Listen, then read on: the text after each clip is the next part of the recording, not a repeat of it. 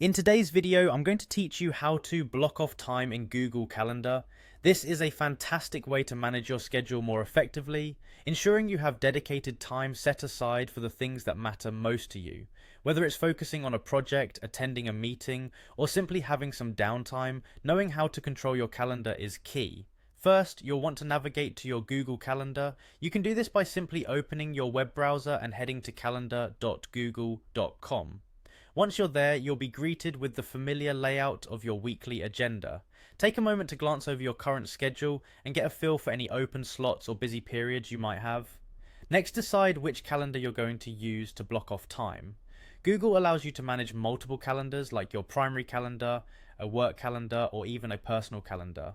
Selecting the right one matters, especially if you use different calendars to separate your personal life from your work commitments. This will help ensure all your time blocks appear correctly and consistently across your schedule. Now, focus on finding the time slot you want to block off. Do you need a couple of hours in the morning for deep work, or perhaps a slot in the afternoon just for some personal errands? Locate this period on your calendar's grid and get ready to create your time block. The next step is to double click on the time slot where you'd like to block off time. This action opens up the event creation window. This window is where the magic happens. It's where you can customize your time slot to fit your exact needs and intentions. With the event creation window open, go ahead and type in a descriptive title for your event. Common titles like lunch, out of office, or focus time help you easily recognize what each block of time is dedicated to when you quickly glance at your schedule. You'll then want to set the duration of your event by adjusting the start and end times.